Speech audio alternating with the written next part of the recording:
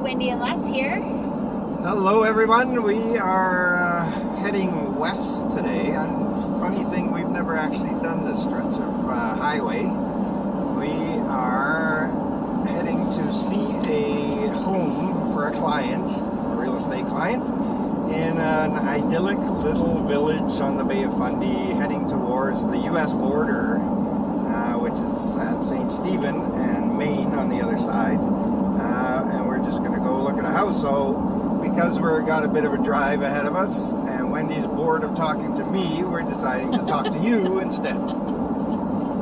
So I do have to give a little bit of an advisory that this video may contain a small rant. Yeah. So topics at hand. Obviously we're going to talk about the number one question we get asked on our channel from our viewers, and it clearly is it true that the highway system in New Brunswick is beautifully maintained and there's barely any traffic as I travel across the province? And the answer is yes. Unfortunately, that isn't actually the first question we get asked. It is about healthcare, right? It is a lot. And it gets our dander up a little bit. It does. And so we did a video about a year ago with some of our opinions about healthcare in New Brunswick. But because we have so many new viewers, so many new subscribers, and so many new people thinking about moving into the province, and many of those people are still asking us the same question about healthcare. And there's other questions too, which if we get on a roll, we might also talk about. But the elephant in the room is healthcare. And why does it get us upset? Well, because there's a lot of myths out there that a lot of people just think that the healthcare system in Canada is New Brunswick specific.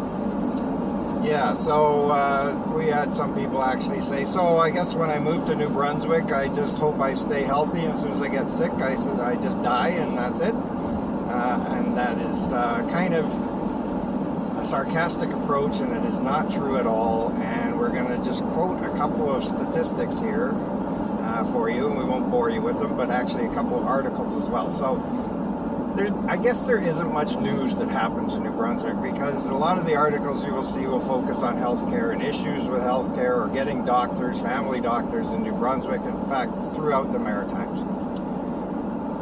But it just isn't true, and it just isn't, or at least it's not specifically true just to the Maritimes.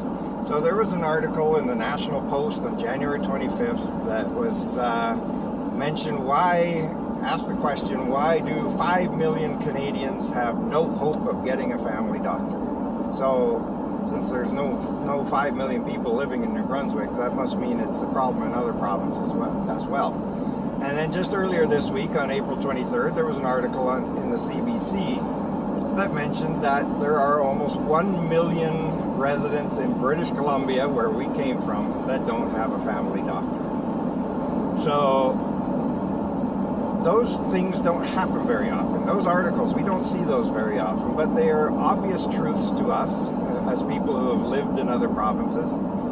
And they should be obvious to people that are thinking of moving into this area, but they see all these articles posted about, how hard it is to get a doctor in New Brunswick. Or in fact, there was an article today, a whole main article about one doctor moving out of PEI, Prince Edward Island, and how this is just a tragedy for the whole province. Like, healthcare is an issue throughout Canada. We have universal healthcare, we all know that, but it has its challenges. So how does it rate in New Brunswick compared to other provinces? So we're going to bring up one of our first and maybe only props we're going to try to use.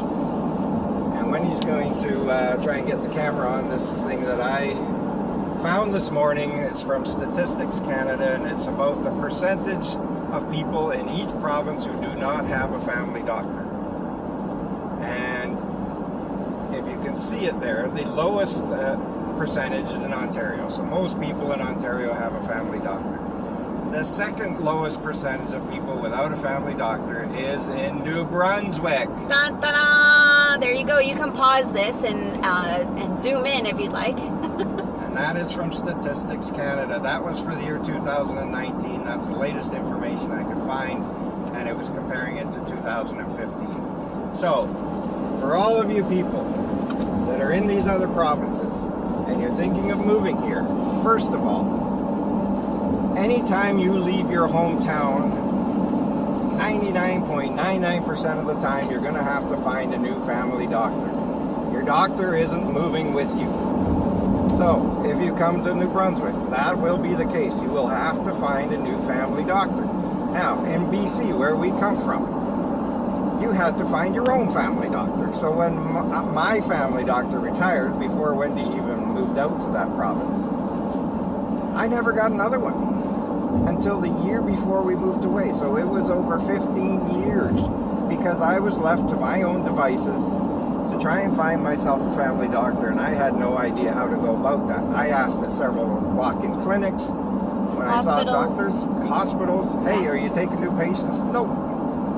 So I went for that long a period of time, and just before we moved out here, through a friend of a friend who knew somebody who was starting up a family doctor practice, we got a phone number, we called, and we finally got a doctor after over 15 years.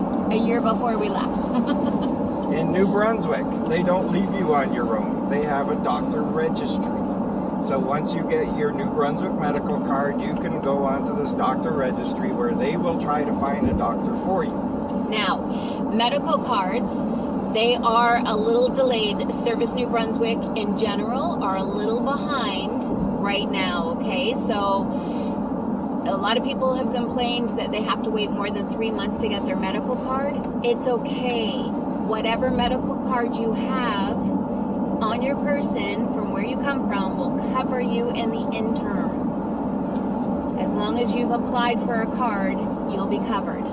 Yes, anytime you change provinces, the province you're coming from will cover you until the new province does. So you never have to worry that you're going to be stuck without any health care. But getting back to the doctor registry, which you can go on to when you get your New Brunswick medical card, it's online, you put your name, your information, fill out a basic questionnaire, and they will prioritize you based on your age, your location, your medical needs, pre-existing conditions, and then they will eventually find you a primary care provider, whether it's a family doctor, whether it's a nurse practitioner, whatever it is. So it varies how long you're going to wait on that list, and some people have waited up to a couple of years, especially if they're in a more rural part of the province. We live in St. John, and it took us 8 months to get a family doctor, and his practice is like 2 kilometers away from our home. It's wonderful. 8 months seems like a very reasonable wait compared to the 15 odd years we were looking for a doctor in BC. I never found one in Calgary when I was there. I was there for 10 years, never found one. In Ontario, I had one that I had since I was a child, and when he retired, I couldn't find one there either. And that was in the Mississauga area. So, that's doctors. So the reason that I got kind of a little agitated about this is somebody had posted on our last year's healthcare province and said that there's no problem in Alberta, or at least not in Edmonton. Anyone can get a family doctor. Well, maybe it's true. I don't know about Edmonton. I spent one weekend there and that felt like a month, but I've never lived in Alberta, certainly not in Edmonton. But in that little report that we showed you from Statistics Canada, it shows that Alberta as a province has one of the highest percentage of people without family doctors. So this is a problem that exists across the country, and statistics would demonstrate that the problem is actually smaller in New Brunswick than it is in every other province except Ontario. Now, and that's for doctors. If we talk about healthcare, again, everything we do is anecdotal, or everything we talk about is anecdotal, because we can only share our own experiences. But we do know that the city we moved from, which was Abbotsford, BC, has a larger population than St. John by a little bit. They have one hospital, and by the time it was built in 2005, it was already too small for the population it served. In St. John, New Brunswick, area population about 130,000. We have 2 full-service hospitals with full-service emergency rooms. We have lots of medical clinics where you don't have to wait for hours on end to see a doctor, where you can text or call and get an appointment at these clinics. They will refer you to specialists if you need specialists. The healthcare service that we have received since we've been in this province has been fantastic. But the rant is regarding all the news articles that you see over and over again, and I don't know why they exist. Nobody talks about the 1 million people in BC without a doctor, or the 5 million people across the country. Nobody says, oh wow, New Brunswick has the second lowest percentage of people in the country without a family doctor. We had someone actually post on our Facebook group, We Love St. John, and they were ranting about the healthcare system, and there was a lot of people who actually contributed to the conversation saying, oh, try this clinic, it's really, really good, you can get in right away, the doctors, get you in that day, and you can make an appointment, and it's convenient, and oh, okay, well, that one didn't work for you, okay, well, try this one, I've had very good experience with this one. Lots of people contributed to the conversation, but the person who is basically focusing the narrative, they were just dismissing every single suggestion that came in that group, and it was a bit discouraging because, are all walk-in clinics here created equal? No, they're not. But the one that we've used, do you want to talk about that a little bit? Well, the one we used before, we got a family doctor. He was located very close. It was a very nice place. It was the first experience in a doctor's office I've ever had where you actually took your shoes off before you went inside. I thought that was kind of cool. Now we've seen it in other doctor-type offices since then, but it was new to us. But anyway, you could walk in, you could wait that way, but most people call when the clinic opens in the morning and all their hours are published. And so you call as soon as they open, and you talk to somebody there, they tell them what your issue is, and they will make an appointment for you. And if it's something minor, like maybe you need a prescription refilled, they'll just get the doctor to call you. Very, very civilized. So the last few times we've called there, we haven't even needed to go in. The doctors called us later in the day at a time that they told us, and everything was taken care of. Yes. But when I did make an appointment to go in person, I was the only person in the waiting room because I was the one that had the next appointment. So nobody was coughing on me or spitting up on me or anything like that. It was a very civilized, and I had no issues getting in there to see anybody. All right. Anything else to add about healthcare? Oh, there's lots. There's always something to add about healthcare, but we've just had a really good experience out here, and this video is a little ranty, so we do apologize ahead of time. But we do have the same questions over and over and over, and we have the same. We have a few locals here that just think that it's New Brunswick specific, and it really, really isn't. We just want to point that out. So whenever I defend healthcare on our Facebook group, or whenever Les defends it on our YouTube channel, we're talking about in general, okay? So New Brunswick specific issues. Healthcare, it's not New Brunswick specific. It's Canada-wide. Just wanted to clarify that. All right, so. All right, what do we next? rant about next? Let's talk property taxes. Yeah. Property taxes. Property taxes. Okay. We've done a video about property taxes. Heck, we've done a video about pretty much everything. But let's just, again, we have a lot of new viewers, a lot of new subscribers, and people that are thinking of moving in the province. So let's just briefly touch on property tax. We've had the question over and over again, why are your taxes in New Brunswick so high? So, first of all, our taxes in St. John are not particularly high, but our tax rate is. The tax rate in St. John is higher than it is in either of the two largest, other of the two big cities in New Brunswick. So Fredericton, Moncton, and St. John, the top three cities. St. John has the highest property tax rate.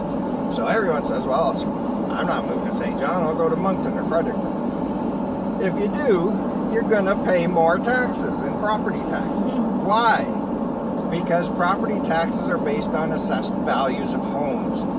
And the homes in St. John, for whatever reason, that is a entire subject of debate on its own. The homes in St. John are assessed at lower values than those in Moncton and Fredericton, even though selling prices of homes in St. John are not lower than those. Well, they are a little lower than Moncton, but they're higher than Fredericton. So, the average homeowner in St. John pays less in property taxes every year than the average homeowner in Moncton or Fredericton, even though we have a higher tax rate. So you talk about, take that a step further, you talk about tax rates, property tax rates in Vancouver or Toronto or any of the other big cities that are much lower. Yes, their tax rates are lower, but their home prices are so much higher that the amount you pay is about the same. So if someone sells a 2-bedroom, small little semi-detached in the GTA and gets $1.5 million for it, and they buy the same kind of home here for a ridiculously amount lower, they're going to pay a similar tax dollar to what they paid in Toronto. But that's not what happens. People sell their little 2-bedroom semi-detached in southern Ontario, and they buy a mansion out here. Because it's affordable for them, and they still have money left over, but then they complain, well, why am I paying so much property tax? Because you own a mansion. That's why.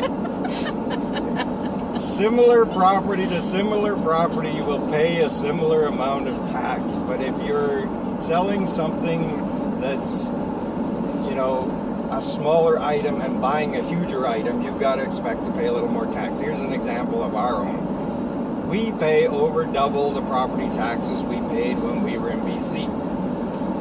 And yet, our place cost us half of what we sold our place for in BC. So, it doesn't make any sense. But if you think about it, what we live in here is twice the size and has twice the features of the home we had in BC. So it makes sense that we would pay twice the property taxes. The fact that it cost us half as much is the bonus. So there you go. That's property taxes. Anything to add? Told you this would be a rant. Yeah. So there was an article that came out, I think it was like mid last year, that, it was right after the new 2021 property assessments had come out, and St. John didn't raise, or the New Brunswick, Service New Brunswick didn't raise the property assessments as high as they did in Moncton and Fredericton, even though the sales were reflecting the same price increases. And so St. John, they're not collecting as much tax revenue on property than, say, Fredericton and Moncton. Yes. All right. So, next rant. Jobs. Jobs. Let's rant about jobs. So, first of all, I mentioned before, we're driving out for a real estate client to see a little place that they're interested in an idyllic little village on the Bay of Fundy. So we do have to disclose, we are realtors with Royal LePage Atlantic. And so we deal in real estate. And right now, we have 2 clients, and I won't give details about them because of privacy concerns, but we have 2 clients who have transferred into St. John from other provinces because they were recruited for high-paying professional careers. And these jobs are attractive enough to get people to move from other parts of the country. Yes. So everybody says there's no jobs in St. John. Are there any jobs? Why is your minimum wage so low? Okay, so New Brunswick in general has the oldest population in Canada. And with old populations, that means you get people retiring. And there are, if you care to research it, thousands of unfilled jobs throughout this province. Some are low paying, some are medium paying, some are high paying, and just like they would be anywhere else. Our unemployment rates, COVID has had some skewing of that, but generally they're in line with all the other provinces. Maybe in the 80s there were no jobs. I don't know, that's before our time. But if we're looking now, there are thousands of unfilled jobs. There are people screaming for workers to fill those jobs. There are service cuts because people can't find people to do these jobs. So there's tons of jobs. So then you get some of the locals saying, we have the lowest minimum wage in the country. We had the lowest minimum wage in the country because we had one of the lowest cost of living in the country. The minimum wage is being raised twice this year, and by October 1st will be the highest minimum wage in Atlantic Canada. Why is that? Because the cost of living is going up, so it makes sense that the minimum wage would go up. Everything here is just the same as it is anywhere else. We don't have 5 million people in St. John, so you won't have the same differential of jobs that you can get in Toronto. But for a city this side, you can find a job here, no problem. If you're willing to work, if you're willing to go out and look for one, there are jobs here. Anything to happen. Well, yes. Basically, when we first moved out here, Les went looking for a little part-time job to keep him busy because we're not ready to do nothing. And he came across a few jobs, and every single one of them pretty much hired him on the spot. For me, I was offered jobs, even though I had like a little online gig when we first moved out here. I did some online editing that I brought with me from BC. But as I got to meet people, they offered me jobs. I was offered a job pretty much with every new person that I spoke with, saying, oh, I'm thinking about looking for a little part-time job. They're like, oh, this person will hire you. Oh, come work for us. Come. There are a ton of opportunities out here. We didn't necessarily have to worry about what they were paying. We just wanted something that we were happy doing, because if anybody's actually followed our story, which a lot of you have, we came out here for the quality of life, and quality of life is loving what you do. That's part of it anyways, and so it was really easy to do out here. But that's all I really need to add, is that was 4 years ago. Now the jobs are even more plentiful than they were 4 years ago when we first moved out here. Very good. All right, so what's another rant? Let's talk about industry. Industry, yes. Oh, that's another one. It comes up all the time. You guys, the air pollution must just be killing you there. Why? Oh, well, you've got that refinery and that pulp mill. Yeah. Every city that survives on a full-time basis has industry in it. Vancouver has 2 oil refineries. Vancouver area has pulp mills. The Vancouver Island, which people think is idyllic, is littered with pulp mills. So we have a pulp mill and a refinery, and they are the industrial backbone, the financial backbone of our city. If they weren't there, there would be no industry, or there would be no city. They employ a lot of people. They employ a lot of people in good-paying jobs. So every city, people talk, oh, Charlottetown doesn't have any industry, but Charlottetown is a part-time city. It looks great for the 4 months that people actually visit, but the other 8 months of the year, 70% of the city shuts down. It's a tourist-based city, and it's not a full-time self-serving, or whatever you want to call it, city. St. John is a full-time city. Everything you see that's open in the summer is usually open in the winter. There's a few like touristy things that are just targeted at that industry, but for the most part, the city operates year-round as it normally would. So we have industry.